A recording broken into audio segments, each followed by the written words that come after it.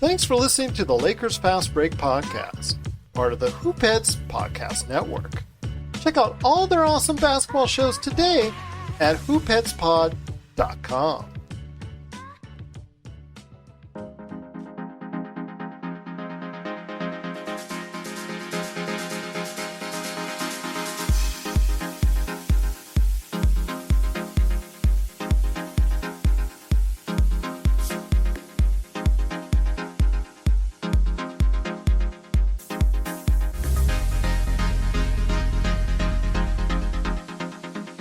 All right, and we're back for another episode of the Lakers Fast Break podcast. It's Gerald Glassford coming right back at you here from Lakers Fast Break.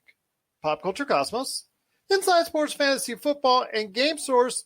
We truly appreciate everyone out there listening to all of our shows. And if you can, please give us a 5-star review on Apple Podcasts. Plus, if you can like, share, subscribe, follow, or do anything that you can to support us right here at the Lakers Fast Break. Pop Culture Cosmos. Also, as well, the great folks right here at Lakerholics.com, and of course, the tremendous array of basketball shows on the Hoopheads Podcast Network. It is sincerely appreciated. Well, the Lakers concluded their season, their regular season, I should say, their regular season with not quite the expectations that they were looking forward to. Yeah, 5-5-5, yes. I feel like we're at Subway, $5 foot long. But unfortunately for the Lakers, their win over the New Orleans Pelicans tonight, 110-98, was for naught, as the Lakers did fall by virtue of a tiebreaker because of the fact that Portland won against Denver, who tried really ultra super hard today. And of course, I'm being sarcastic when I say that. The Lakers unfortunately fell to the 7th seed. So their future will be lined up, and we'll talk about that today because it starts on Wednesday for them. The playoffs start with a play-in on Wednesday against Golden State and Steph Curry. And here today to talk about the game, and we'll go into a little bit of the play-in and so much more, is a good man indeed. We're going to start off with the man who called me Pootie. It is Admiral Akbar himself, Jamie Sweet. And Jamie, welcome back to the Lakers Fast Break. Yeah, the Pootie gag has been running on our show ever since. Has it really? No way. No, it hasn't. I've listened to a couple of the episodes. Listen. V. Garcia, thank you for being on the show. As well, want to thank everybody for watching and listening. V's already started for Tom. Laker Tom, he just said, did you see Dudley with the lockdown defense? Oh, my God. Stop. Just stop. Don't encourage him. The man needs no encouragement. He's going to go talk about a half hour of our lives. Like, oh, this Jared Dudley guy is going to be a difference maker. Good thing I have him on mute. Go ahead, Jamie. You start off, my friend. Anyway, first off, shout out to my wife who that was said for. So thanks for understanding Planet Earth. That's okay. The crowd seems to like being called Gerald Pootie. That's okay. There you go. Hey, I'm into it. Oh, that's if it means more. I get it. I get it now. If it means more listeners and viewers, I'll Pootie all day long. How about that? My God. I gotta tell my wife we're never gonna use that between each other again. It's gonna be no. I'm just kidding. Anyway, just because we didn't get to the 6th seed, which I'm sure LeBron and AD and everybody would have liked because it would have meant extra rest. I actually feel the opposite, and I feel encouraged by these last 2 games. I feel like another game or 2 even, although 1 should be enough, isn't the worst thing for this group of guys. And I think you see that on defense a lot. I think, you see that exchange in the third quarter between Schroeder and LeBron, where LeBron was specifically pointing out spots on the court. Those things have been going on all season long, little idiosyncrasies, little miscommunications on D. And so I'm cool with this. I would have been happier had we avoided it. But I don't see it as like, oh, no, the play and how will we ever overcome? Like, it's not the end of the world. Like, we're going to beat Golden State, and that's just how it's going to go. Well, the only thing I say in regards to that, I was with you halfway during the week. Then as I saw them play so well in Indiana, I was like, well, you know what? They're already playing really well on the offensive side. Maybe if they just rest for that week or just work on practicing, especially focusing on the defensive end, which is their bread and butter, right, I would have been more happy with that. Then we saw tonight New Orleans going out of the way to kick the feet of AD and LeBron. Yeah. Yeah, I mean, to me, with those tender feet of both of those gentlemen, I kind of think the extra week would have been better, but that's just my personal opinion. I've gone from one extreme to another, so I'm just going to say that. I'm not going to disagree. I wanted to add, though, that neither Indiana or New Orleans are playoff caliber opponents. These were not good tests for this team. This was, once or twice around the practice course. It wasn't like we played Portland, for instance, or, somebody was a game with like some meaning. These were two teams who are on the outside looking in. Indiana's going to make the play-in, but they're not going to go anywhere in the play-in, I don't think. I'll be surprised if they get out of the play-in. These weren't the greatest tests for us. They're not going to be teams we're going to see anytime soon. There wasn't a lot of defense in either game, I didn't think. And it's just not a good test of what the playoffs are going to bring. The intensity just wasn't there.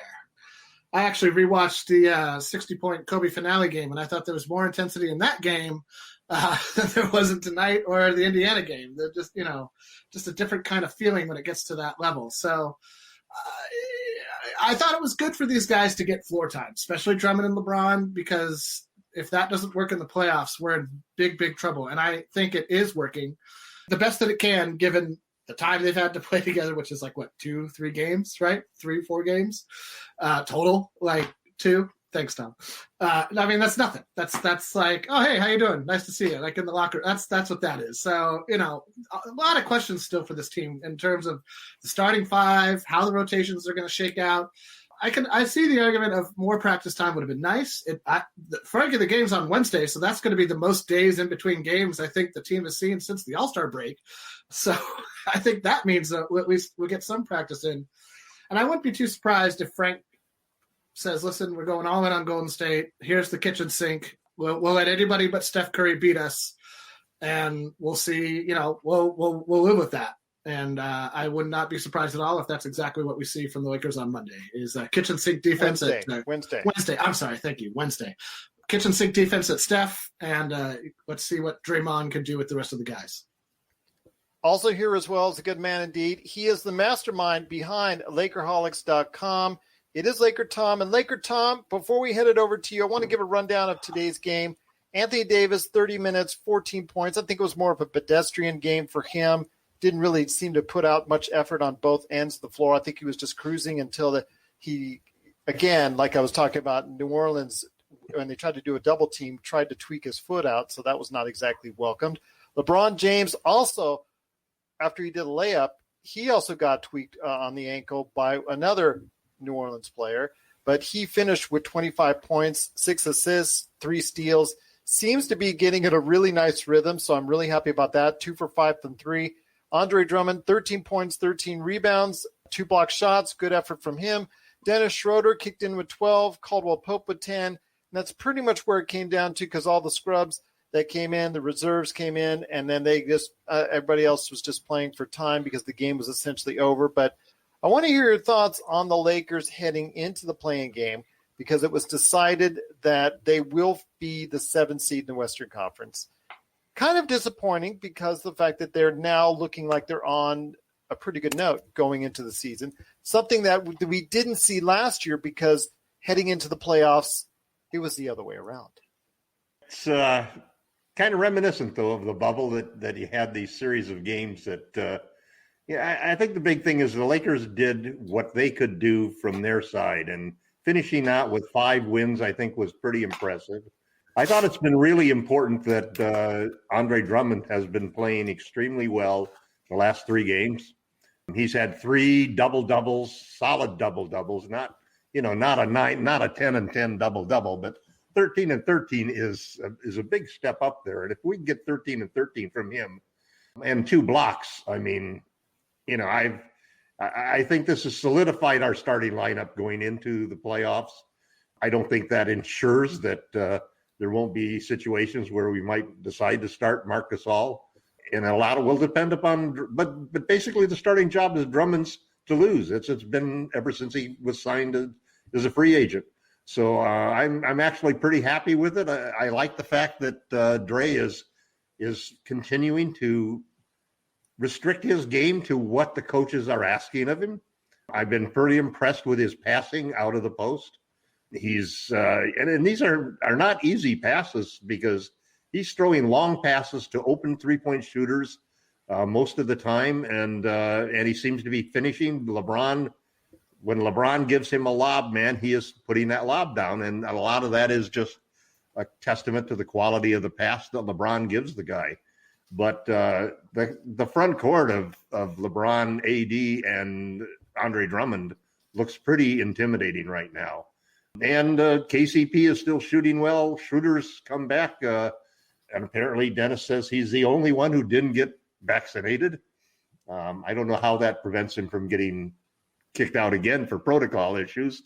I listened to that entire conversation of Dennis's, and he might as well have been speaking in German. It was really perplexing, But didn't you mention about LeBron saying that he didn't get vaccinated either? LeBron hasn't said anything other than family decision. But I thought Dennis spoke for him. Well, Dennis earlier had said that he and LeBron were the only two. Yeah, that was like a month ago. That was about a month one. ago. Yeah. Okay. Things might have changed, but and I hope so. Exactly. I hope so. You can't worry about what other teams are doing. The Clippers if the Clippers want to tank a game, in order to avoid meeting the Lakers in the second round, and if seem like both them the Nuggets want to do the same thing, they both wanted to. Hey, more power to them. They're going to regret it because both of them are on our sites. We're likely to. We've got the Warriors on Wednesday. We beat the Warriors, and I think we will. Then the next task we have is going to be the Phoenix Suns. Yep. It's another team that's going to have a hard time to match up with them. We go through the Suns, I believe, now the way that with the Clippers and Nuggets switching places, or the Nuggets holding on to that number 3 spot. Then hold on. Let me read this out to everybody. Okay. On the Western Conference, we're going to start with the Eastern Conference because we don't give the Eastern Conference enough love. That was also very hectic to the last day in several spots. First was the Philadelphia 76ers and also the big medallion that Joel Embiid had sitting on the sideline. And I'm going to hit it up to you, Rob. I got you on standby, my friend. We'll get you taken care of right away. Brooklyn Nets came in second with all 3 of their players now back. Their star players are now back. And Kyrie Irving, I do want to give a shout out that he is distracted by what's going on in the world. And you know what? There's good reasons why. I want to give him credit for that. So I know we always have fun with some of the things that he says, but this time I think he's right on that. Milwaukee Bucks under the radar with Giannis Antetokounmpo. They're third. New York Knicks, give some props to the Knicks and the Knicks fans because you know what? They're back, and they're back strong, riding high off the back of Julius Randle. They're in the 4th spot. Atlanta Hawks, I guess firing a coach did a lot of good because they ended up in the 5th spot at 41-31. Miami ended up next. I think that was kind of a surprise that they didn't finish up ahead of Atlanta and also New York, so they ended up 6th. So watch out for them because if they are healthy, they can prove to be a major thorn in the side of any of those top 3 candidates in the Eastern Conference. Yeah, then you have in 7th place, Boston Celtics. Unfortunately, it's not a question of if, it's a question of when, especially with Jaylen Brown. Obviously, his season has ended, so it's going to be Jason Tatum against the world, and I don't know how long that's going to last. In the 8th spot, Washington Wizards. They're the team, of all the teams in the playoffs, they're the most miraculous. To end up, and they deserve a special clap as well. From nothing and being a laughing stock and being just a team that was in such disarray, and Scotty Brooks, you could see the life being sucked out of his eyes early in the season, to a team that has come back so strong. And Russell Westbrook, who was laughed and mocked at the beginning of the season, he went on a tear like very few other individuals in the sport has ever done. And he helped, basically him and Bradley Beal just carried the team to a 8th spot from all the way from nothing to something. So watch out for them sneaking in on the playoffs here, especially if they get through the play-in pretty clean. They could go as high as 7. So you better be watching out for them. In fact, I'm picking them over the Boston Celtics, this middle of this week as well. Yeah, definitely. For sure. It's not even a question. Yeah, Indiana came up ninth, and you see the issues going on with them. They've got coaching issues on the hot seat. Got a lot of injury issues still. They got a lot of things to iron out. So I don't think Indiana is long for this tournament as well. And then, of course, Charlotte, who was on such a high in the first part of the season. LaMelo Ball had ordained him Rookie of the Year. And you know what? Unfortunately, he's going to still end up being Rookie of the Year, but his play, especially after he came back from injury, and also the actual whole team, ever since he did have his injury, it tailed off ever since, and they finished 10th. So there are your 10 spots right there, and we'll see how that plays out, because next week, after the play-ins are done, I will do a special playoff preview so we can break down even further all these playoff matchups coming up. So stay tuned for that right here at the Lakers Fast Break. This is Raphael from NBA Draft Junkies.com, and you are listening to the Lakers Fast Break.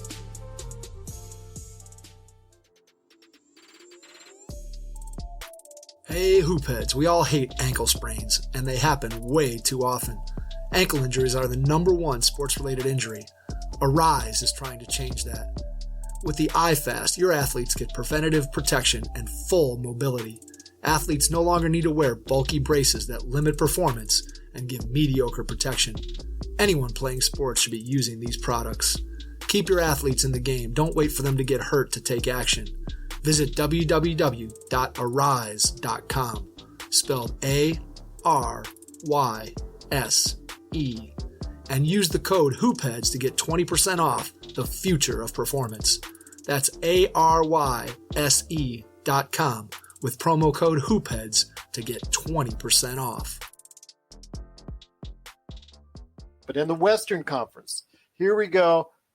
Utah Jazz, you want to give them props. They did end up being by one game #1 in the Western Conference. Number one is number one, baby. Yep, Phoenix. They exceeded expectations and were breathing down Utah's neck, but they did finish #2. Like Tom said, they will be the team that we play if we beat Golden State on Wednesday, which, again, we should. There's no more excuses now, as long as the feet of Anthony Davis and LeBron are good enough to go. Denver Nuggets, they're #3. They ended up – Denver and the Clippers both tried their hardest to go ahead and get out of the way of the Lakers. It was very amusing to see that all night long, but they both tried hard and they both lost tonight. So the tiebreaker goes to the Nuggets, and they finish #3. The Clippers finish #4. Dallas Mavericks with Luka. Now, mind you, Dallas, Portland, and the Lakers all have the same record. Right. But due to the tiebreakers in one-on-one matchups, and I think because Dallas is also a division winner. Division winner, yeah. Yeah, give me a break on that one. Whatever. Dallas wins #5. Also, Portland #6 and LA's #7. Yeah. Golden State is #8, as we've talked about. So they'll start the play-in on Wednesday. Those two will match up. Then you have Memphis. Give a shout out to Memphis. Always that overachieving team. Always give them props because they try so hard because they don't have the talent of the top teams. And #10, finally back. I guess you could say this is a playoff return, kind of. At #10 is the San Antonio Spurs. So there you have it. There you have it right there for you. And then, of course, you have after that New Orleans and Sacramento. And I'm sure Luke Walton is already packing his bags at this point in time. But there you have it. And Western Conference, hopefully everybody gets a chance to go ahead and get that breakdown. But a good man indeed is also here with us. He is a major force at Lakerholics.com. It is L-Rob. L-Rob, great to have you here. Thank you, first off, for your patience. I want to hear your thoughts. The Lakers are going into Wednesday now knowing they have to go ahead and just win one game. But they would like to go ahead and make it easier on themselves at home against the Golden State Warriors. Well, thanks for having me, Gerald. It's always a pleasure to join you guys. So when we were talking about this a few weeks ago, you and I think Laker Tom both were like, yeah, the play-in would be nice. We'll get a chance to get everybody in the groove. And my mantra has always been, you do not want to play an extra minute ever. Yeah, I lean towards you now. I lean towards your. I'm glad you finally came away from the dark side. Because well, every time they tap their foot or somebody kicks their feet or they move it the wrong way, and they're checking down AD and LeBron. They're checking their legs. They're checking their feet. We do have Anthony Davis on our team. We do not want to play 1 minute more than we have to. I see your point. But you know what? You got to do what you got to do. And I'll give Tom his props. He mentioned back when we had that stretch coming up. I mean, they was playing Denver, Portland, Phoenix, Clippers, and New York in a 5-game span. He said that's going to be the telltale sign. And it was just like they got Tom's memo. They showed up against Dallas. They dominated that game. They played very tough up in Portland and lost a tough game. Of course, the Clippers were hyped and they spanked the Lakers, but then they came back and they beat Phoenix, and which was a pivotal win to me. And then they went huge and beat New York to win 3 out of 5 games. So the Lakers are playing very well. Golden State, Wiggins is waking up. He's playing better. Jordan Poole is playing like an NBA player. So they got some guys playing with a little bit of confidence. He's a University of Michigan guy. Oh, so man. I got to anytime I can. I mean, but he has, look, I mean, he had 38 points the other game. I'm like, wow. No, that's legit. That's legit. Yeah, that's legitimate. So the Lakers should not lose to this team. I mean, it is scary anytime you're facing Steph because he can go off. But you got Dennis is a very good defender. He'll be in his hip pocket. Caruso. I do not worry about teams with small guards dominating us. So, I mean, I think that's a good matchup for us. I worry about guys with good wing players is I think where we have a little bit more of a challenge. So we'll take care of Golden State. Phoenix is good. I mean, if the Lakers are playing our game, you know what I mean? Let's face it. We have we got a great team. If we can stay healthy and play good, bring it on. Bring on whoever's in our way. Bring it on. I'm not worried. Bring it on, indeed, because I'll tell you what, L. Rob, you said it best right there. I think you were on that.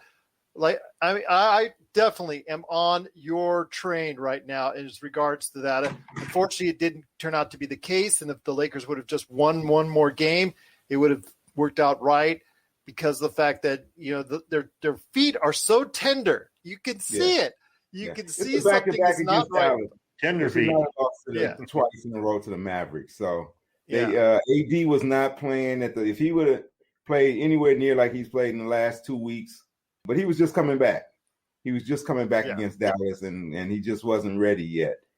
But I'll tell you what, L. Rob, and also Laker Tom, I'll as I turn it over to you, as Jamie Sweet is checking some stuff right now, I wanted to go ahead and let you know, before he got that ankle tweaked, LeBron was looking really good. The thing that stuck out to me most, as a 36-year-old basketball player, my God, the speed on that guy, when he has everything going, did you check out the speed, how he was just out sprinting the Pelicans, 2 Pelicans, to go ahead and get that layup on that one play. And then, of course, he's flying all around as normal. And this was on a back-to-back. Yeah, no, LeBron, I felt the same way, Gerald, that LeBron in the last 2 games has really looked lively. You know, he's had a real burst to his step, and he's also been jumping really well. You know, I mean, you got to remember too that he's a 1-foot jumper, and right-handed guys jump off their left foot when they're going up for layups. So that right ankle basically is not going to hold him back. It was a little scary seeing him twist it there and not get up right away. Thank God he was smiling off of the bench, so you kind of feel a little bit of confidence there. Yeah. And we've got a little time off, but we've always said that the Lakers will go as far as LeBron and AD carry them, and I think that we see both of those guys now are 100% healthy, or as close to 100% healthy as you can be at this point in time in the season. If you just kick their feet, and it's going to be they're not 100% healthy, especially with AD. Hey, I mean, they came over on that double team, and they kicked him in the foot, and that's all it took for AD just to go, Leg and foot injuries are the bane of the NBA, man, because that's where your game is played. That determines whether you play above or below the rim, and these both are both guys that play above the rim, and so when you're up in the air like that and you come down, it's a dangerous landing zone. I also think, too, the rest of the team has looked good. I posted an article the other day that there's another 5 or 6 players when LeBron was out who had game-winning or game-sealing plays on offense and defense during this 5-game stretch that we've won. The team is still searching for some continuity because of all of the different lineups and all of the different injuries.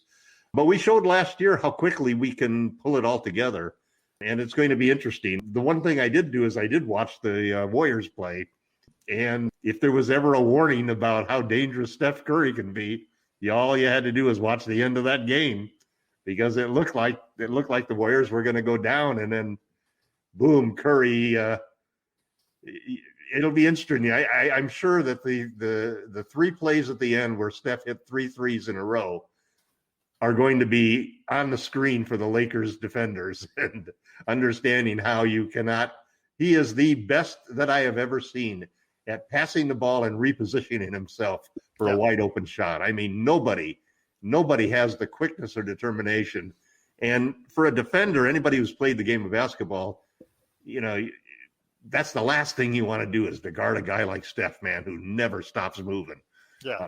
That play he did to get open at the end by going all the way out to the half court line, passing the ball, and then cutting over for an open 3. That was a beautiful play. And the Lakers basically are going to have to watch that. But like you said, Gerald, the formula is going to be obviously anybody but Steph beating us. But you can talk about trying to stop Dame and trying to stop Harden.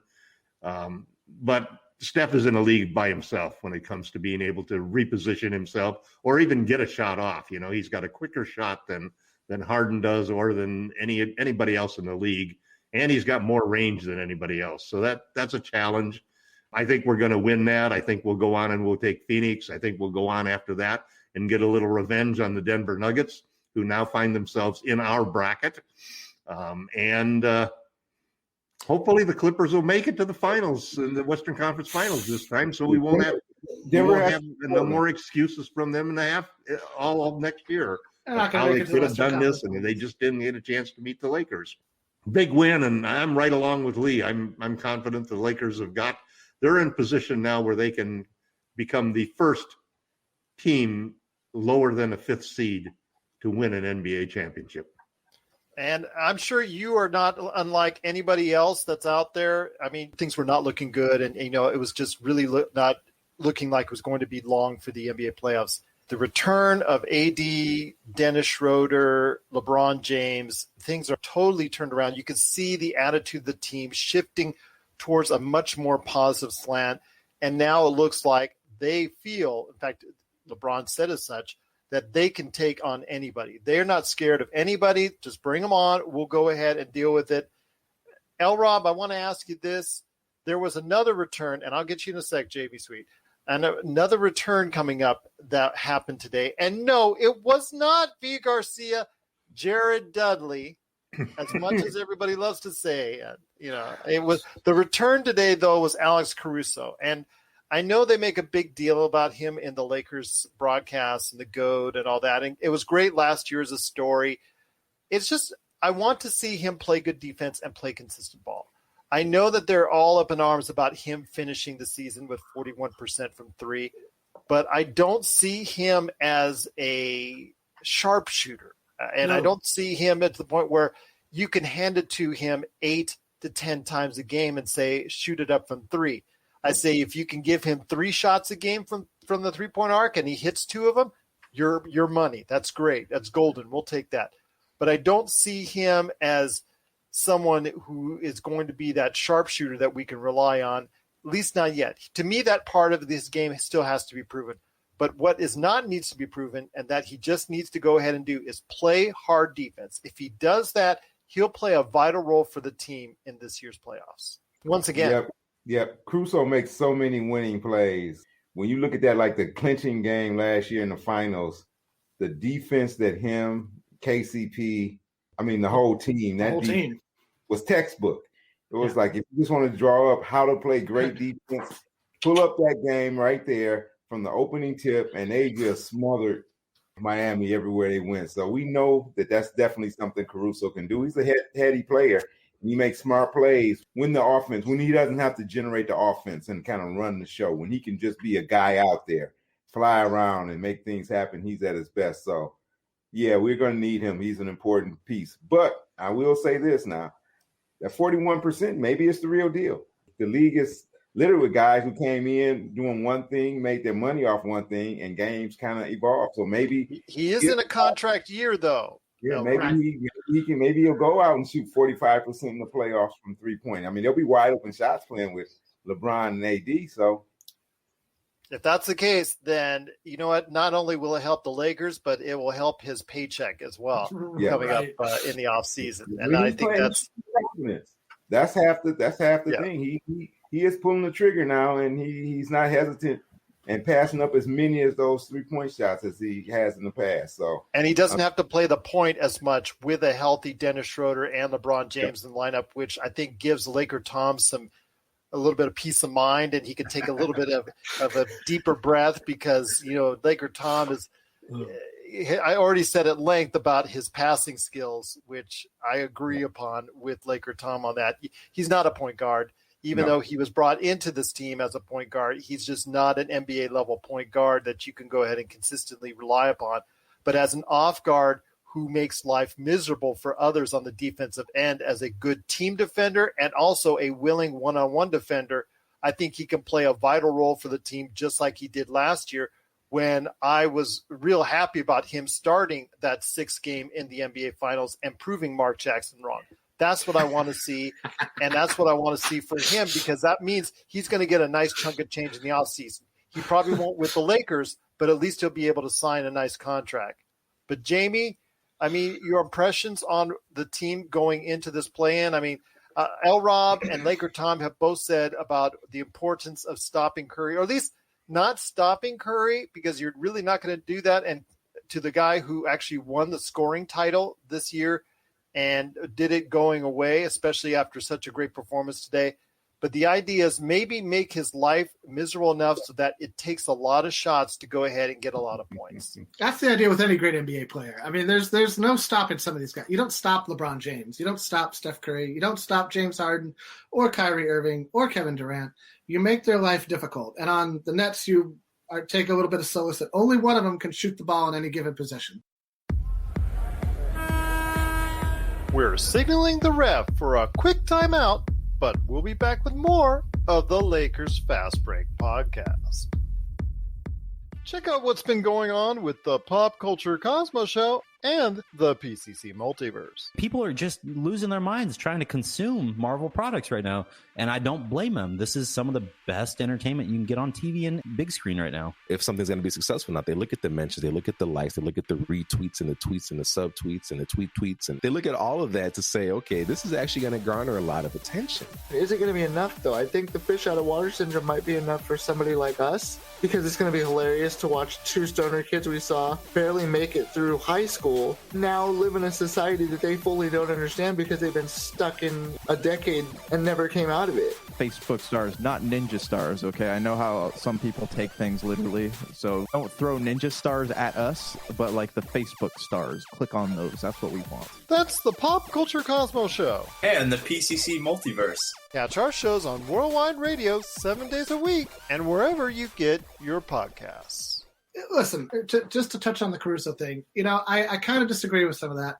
I think that there is definitely a role for a guard in the NBA, whatever position they play at. I mean, one of the things that always kind of trips me out about when we talk about the Lakers is that we try to put them in a traditional box. Like, what about this team is traditional? LeBron's the point guard.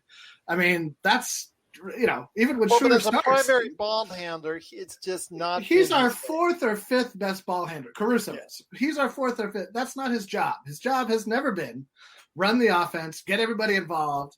Well, that's why I'm saying it's great to have Dennis and LeBron back in the lineup, so he doesn't have to do that.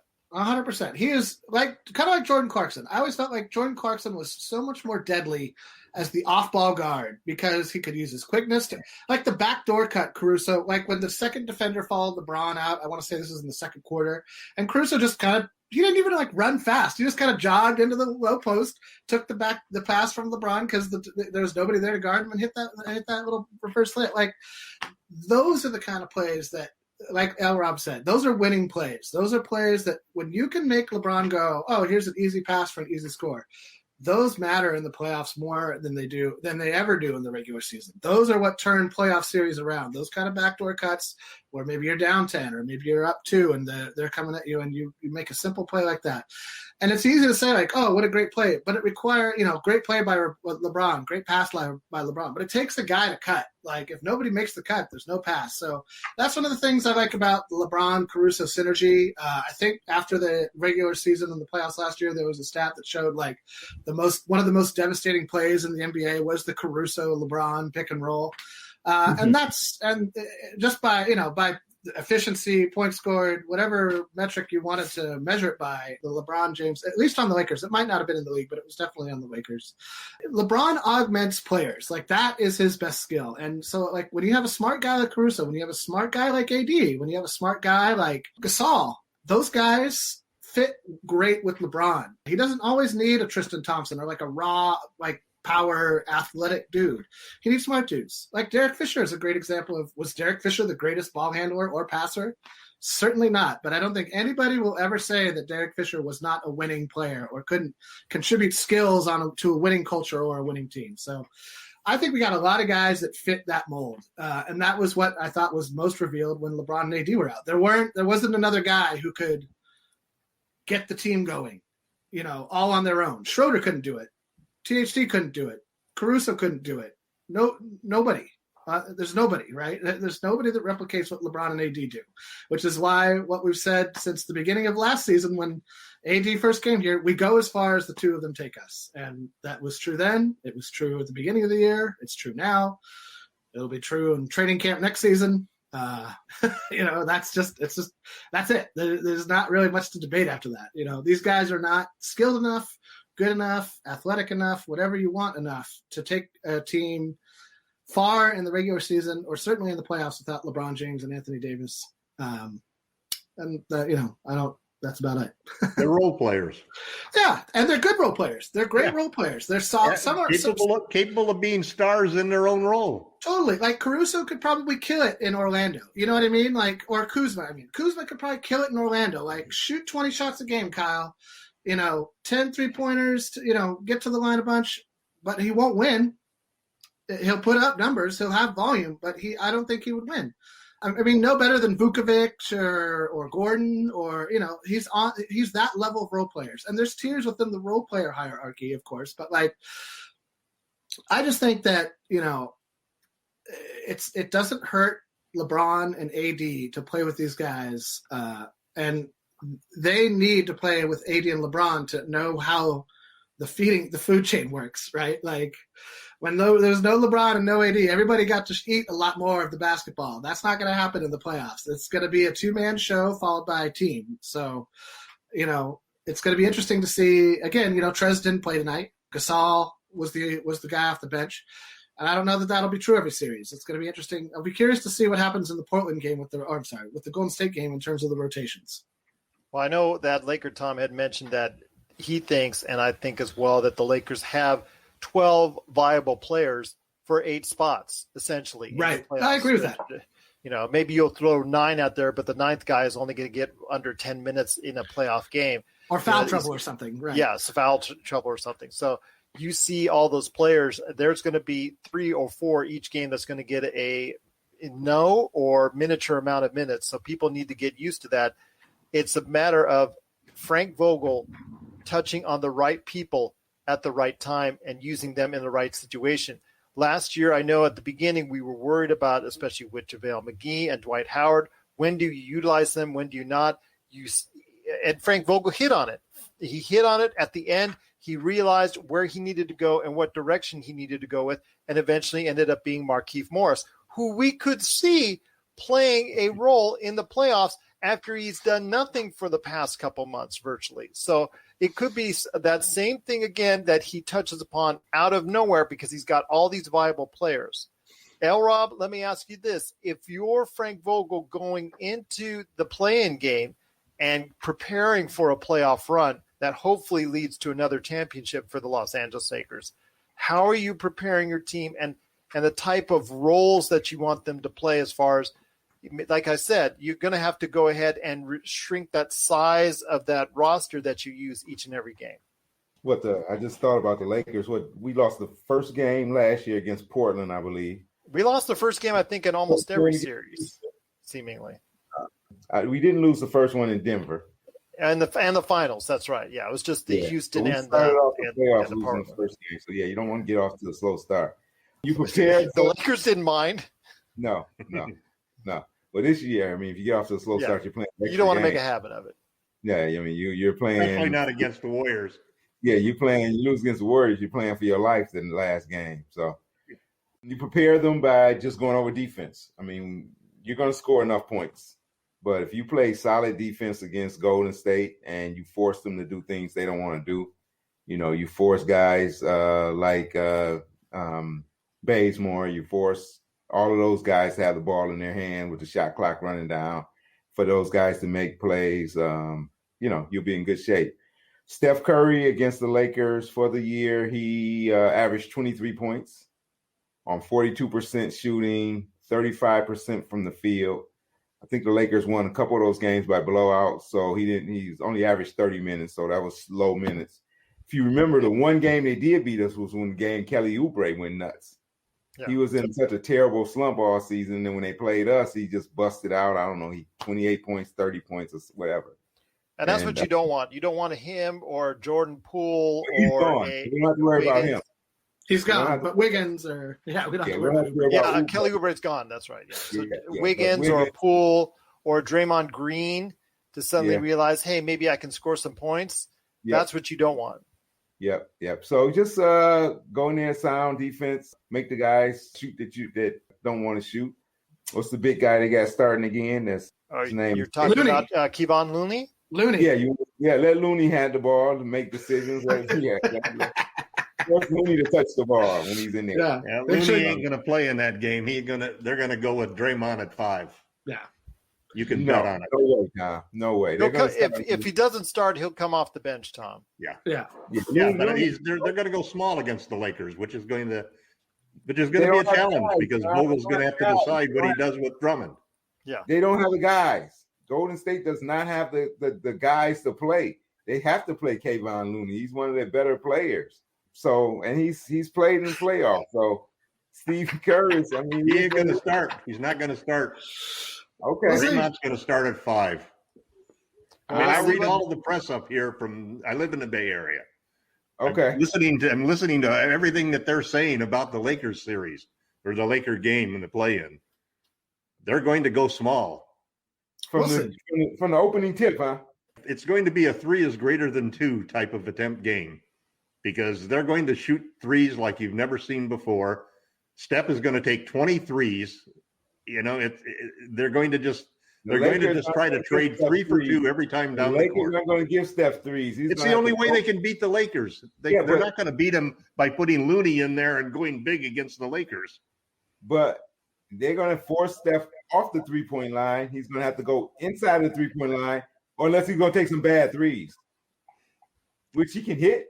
Yeah, he's high. I think Steph's going to get his numbers. I think our job is to stop the other guys from scoring, so we don't have a second guy who becomes Oubre or becomes Poole or becomes Draymond. Well, the thing is with Steph is going to get his 40. Well, the thing is with Curry, if he gets 40, you just want him to do it on 25, 30 shots. You want him to do it on a whole bunch of shots. And you don't want a dozen assists to go with it. Exactly. We're not conceding 40 points to Steph. No way. Sure. No. I'm not gonna say no to anything. It's an NBA game. Anything can happen. Yeah. I think the Lakers are going to. He can score 40, but he better be taking 40 shots then to get his 40. That's what I mean. Make him earn it. Make him work for it. You take 30 shots and score 40. That means we're winning. That means we're doing a good job. I think we'll win by 20. If he shoots under 40% from the field combined, then you're at least you're doing the best you can against him. I think that's this is not the same. We're not going to see the same Steph Curry we saw earlier in the year. You're going to see the Steph Curry you saw in the last 5 games, man. And Tom, they're not going to see the same LeBron or AD or none of those guys that they saw early in the year either. That works both ways.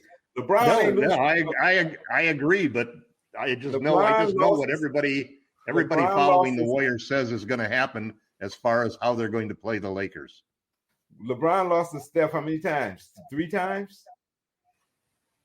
Yeah. In the finals or in overall? 3 times in the finals. 3 times. 2 times.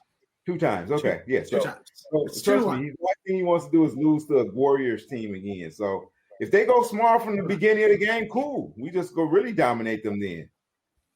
It'll be interesting to see how Drummond does because the Lakers are not going. The Lakers are going to try to go big. They're not going to sit Drummond for a play-in game. No. Who's everybody's X factor for the Warriors in this series? Let's assume that. You mean for the play-in?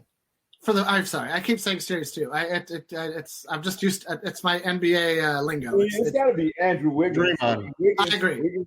I agree. Wiggins. If Wiggins can score 20 points on fewer than 20 shots, the Warriors are going to have a chance. I think it's about it could be either one. It could be any of those 3. It's Draymond because he's the only guy who can guard Davis. I don't think he can guard Davis. I don't think he's quick enough. Not anymore. It depends on if they call him for grabbing he's and smart. holding. He's a smart defender, man. Yeah, we'll see. But he's too little. He's too little. He's too slow. And AD in his right spots, Draymond, you're good, but no, you're in trouble. Nobody on Golden State can stay in front of LeBron. Is more. I mean, Draymond can only guard one of the two. He can either guard LeBron and shut LeBron down. No, he can't. He can't stay in front. No, I think he can guard him. I didn't say he can guard him. I said that's going to be his assignment. Oh, right, exactly. No, exactly. And LeBron's going to destroy Andrew Wiggins. So that's where I kind of see the game going down. Like, I assume that Steph is actually going to get about 40 because the Warriors really don't have a shot if he doesn't. If Curry turns in a 25-point game, it's just how many shots can you get? Can you have him take before it gets to 40? His arm is going to get tired. 30 shots. The only 40 shots to get that 40. Then there you go. You're doing your job on a defensive end. If Wiggins hits like 4 of 6 from 3 and has like 20 points on 12 or 13 shots, that's a problem too. But yeah. Listen, the Warriors have more firepower than people think. I agree. And I think one of the things we're going to see the Lakers do, just like I predicted that the Warriors are going to go small, the other thing I think the Lakers are going to do is they're going to give the ball to Dennis a lot because they want Dennis to attack Steph on offense. They want to make Steph work on defense. You don't think they'll switch somebody else off of Steph and have Steph guard Pope? I think they'll switch Steph off. We'll just keep trying to isolate him. We just want to keep isolating him, whoever got him. KCP will run from side to side then. Right. I think you'll see Horton Tucker get into the game too. I think he's going to play because he's going to attack. They don't have a rim protector, and he's perfect for attacking. Yeah, but if Cotton gets THT on a one-on-one, that spells trouble for them. No, I worry about THT on defense in the playoffs a lot. I think that he may be of all the small forwards after LeBron, he may end up finding his minutes challenged by defense the most. Because McLemore can stay in front of guys. I'm sorry. Matthews can stay in front of guys. McLemore can shoot lights out. McLemore is absolutely the worst defender on the team. Right, but he opens up the floor in a way that THT never will open up the floor. At least this season. I mean, we can't talk about the future, but right now in this NBA playoffs, THT they're going to play him to drive, and that's what he wants to do. So I think the Warriors switch everything. The Warriors defense is switch everything, which means that you can hunt. Who is this firepower we don't know about the Warriors? Please enlighten me. In the past, let me say this, L. Rob. In the past, 7 days, the Warriors had 3 different 30-point scorers: Wiggins, Poole, and of course Curry, who won the scoring title. So I want to go ahead and say, you know what, you have to worry about one of those other 2 outside of Curry getting hot. If the rest of the Warriors plays Jordan Poole in the second year playing in the league in a winner take home game. I'm sorry, if we let Jordan Poole, if he beats the Lakers, we deserve to lose. Good point indeed. We'll be back with more of the Lakers Fast Break podcast. Hey Lakers fans, looking for the best place to go for up-to-date news, information, original videos, articles, podcasts, opinion pieces, and discussions about the world champion Los Angeles Lakers? Well, look no further than Lakerholics.com. With a legion of followers always there talking about everything Lakers and the NBA, there's no better place to go to share your fandom as the team heads toward another championship run. So stop by and be part of the conversation today at Lakerholics.com. But once again, the Lakers did win today, 110-98. Great comments by V. Garcia. He agrees with Laker Tom that if you make Curry work on defense, he's not the same threat on offense. So we'll see how they can work that out. The matchups will begin as far as it's concerned. We'll do a preview on that.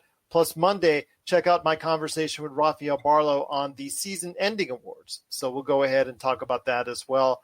But guys, before we head on out, there's some great things to talk about at Lakerholics.com. So I'll start with you, Laker Tom, the mastermind behind Lakerholics.com. What are you working on for your Medium.com site? And, of course, Lakerholics.com. Well, I think the big question for the Lakers is basically who's going to be in the rotation. And I think it's based upon the opponent in every situation. I think it's a matchup situation where Frank is going to look and see. I think we're going to see the same starting five the entire playoffs this time. Unless for some reason we suddenly find that Drummond can't hold his own and can't deliver that double-double every game, I think he's going to start and he's going to get most of the minutes because of his age. And I also think that, he's earned it. He's played really well the last 5 games. Other things that I think have really become really important the last 5 games is that Alex Caruso went through a real streak in the middle of the season, toward the end of the season, where he was not showing strong plus minuses. He was showing negative plus minuses and wasn't really having the impact in net ratings that he normally did. In the last 5 games, he is the top of the Lakers as far as net rating goes, 22 points. So I think that combined with shooting bodes well as being a contract year. I think after the starting lineup, all of the starters seem to be playing well, giving Dennis a little credit for the fact that he's been out and is still trying to get his legs underneath him. Yeah. But I think the top 3 reserves are obviously going to be Kuzma, AC, and probably Wes Matthews. I think those are the 3 guys who are going to get the bulk of the minutes. And then I think the rest of it is going to be sort of a matchup situation, depending on what we need. Gasol will get in there, probably the 9th man at this point in time. Who could be 10th? It would just depend. If we need 3-point shooting, Ben might be the guy. If we need somebody attacking the rim, and the Warriors could be a good case for this, I think, because of the way that THT can attack the rim. And then, you have to always remember that if we go and play with AD at the 5, the best player with him at the 4 is got to be Markieff Morris. And Keith played really well when he was in there in the recent games. And he's also, he started to hit his threes and he started to also be able to post up smaller guys. So we're going to see a constant matchup based upon the opponent as we go through the series, and I think it's probably pretty clear who we're going to play. We obviously are in line now in the play-in game to play the Warriors. I think the Suns are going to prevail, and the Suns will be our first round matchup. Yeah, and then I think the Nuggets will be the second round matchup, and I think the Clippers will be in the finals for the Western Conference. Yeah, the only way the Lakers would change that is if they lose on Wednesday and then go to number 8. There. Yeah, right. Then we go to the other side of the bracket, but I don't think that's going to happen. It's going to be an interesting season. As I said before, I think this is a real opportunity for Frank Vogel to elevate his standing as a coach. If he makes all of the right moves like he did last year, the Lakers will repeat as champions, and Frank Vogel will get his due as a championship caliber coach. Well, we'll definitely see if that can happen. I'm hoping that is the case. Rob, always great to have you here as well, my friend. Wednesday, I'm looking forward to your analysis on the game. And before we head on out, I want to hear your thoughts on what the week ahead for the Lakers, what they need to work on, and how do they come out on top so they can go ahead and face off against the Phoenix Suns next weekend. Well, a great coach once said, I'll beat you with mines, or give me yours and I'll beat you with yours. Now, I'm not saying that that's what Vogel's going to do, but Vogel can say, you want to play big? I'll beat you playing big. You want to play small? I'll play small, and my smalls will be better than your smalls. So I'm thinking about what Tom said. If Golden State decides to go small and let us throw out their small ball lineup, that's pretty scary. If I was them, I would try to keep a center in there to keep a big guy in there for the Lakers, as opposed to, you don't want to see AD at the 5. That's a scary thought. That's when the Lakers really, really are at our best. So Tom can tell me, I don't know. Pascal hasn't played in a while. He's a good player. I hadn't thought about him. Is he back? Yeah. He's scheduled to be back? I haven't seen him play in a while. I think everybody but Oubre's back. Okay, well, Pascal hasn't played in a while, so if he comes and Wiseman won't be back. Yeah, that gives him a decent player. He's a good player too. But the Golden State Warriors outside of Kevon Looney has no real size that they can throw at you. No, that's it. It's Kevon Looney. And don't sleep on Kent Bazemore. Kent Bazemore is one of those guys who can burn you for like 20, 25 points in a game. Yeah, but the problem is he may be in foul trouble because guess who's going to be guarding LeBron James? Kent Bazemore. No, I know. There's some guys on the Warriors that could give us a problem, and that's the thing, you know. Yeah, those are NBA players, so anybody can go off at any time. But trust me, I would love to see Kent Bazemore getting 15 shots. I would love to see Jordan Poole get a lot of time, because Jordan Poole, if he guards somebody, that'll be the first time he's guarded somebody. I mean, he couldn't play on the Lakers because he don't want to defend anybody. No. So, yeah, Lakers, just go out and handle our business. Jump on them from the beginning of the game. Play Steph hard. If Steph gets 40 and takes 35 shots to get his 40, you've done your good job. You know, if Draymond, force him to take some shots, force Draymond to go to the basket. But make all those guys defense, like Jamie said. Put whoever, if whoever Steph's checking, make sure that guy gets some shots and gets the ball. Draymond, you're a great defensive player, but guess what? Go out and prove it. I heard him talking junk today, saying, no centers can get anything on him or whatever. And I think Valanciunas said 29 though. Yeah. I love Draymond. He's a Spartan. Draymond's got a lot of this. Draymond, but you have nothing coming if you're going to check AD. You're going to be in foul trouble. But before we head on out, Mr. Admiral Akbar himself, Jamie Sweet, are you laying out any traps for us? There's no more trap games. It's the playoffs. You can't have trap games anymore. You either blow it or you don't. Don't blow it. Have a trap game. Don't blow it. Don't blow it. Any game against the Clippers is a trap game because you never know. Paul George might hit some shots. Playoff P. We'll see. That's a big question mark. What are you working on with 5 things at Lakerholics.com? I was going to do one for the other game, and then I thought I would see how both games worked out. It's sort of a bit of a rehashing of what we've gone over here tonight. It comes down to LeBron and AD. If, like L. Rob said, if they force AD to the 5, AD's got to dominate. Like Frank's he did. Got to put him at the 5. And Frank's got to put him at the 5. Like all of right, he will. I don't have as much concern. Frank proved to me last season, and I believe it will hold true that he understands that the playoffs are a different beast, that you don't have a week or 2 of games to burn with an experiment. You have a night to make a decision. You lose a game one way, you have one night to make a decision about how you're going to attack the next game. Because then you got to come to the team the next morning and say, hey, guys, we're changing it up. Let's all get on the same page with this. This is what we're going to do. And I thought that was the Lakers' big strength. Frankly, it's also a strength that came from the bubble. There's no travel in the bubble. Everybody was all around each other all the time. So you could really, have more of like a hive mind over the course of the entire playoffs, which I thought, again, benefits a high IQ team like the Lakers. So it'll be interesting to see how this team responds to actual playoff travel, actual playoff atmospheres, actual different arenas. And that's true of everybody who did well. How is Miami going to do it? But in terms of that, I'm working on that. And also some of the things that some of the guys, there's a lot of Lakers in contract years.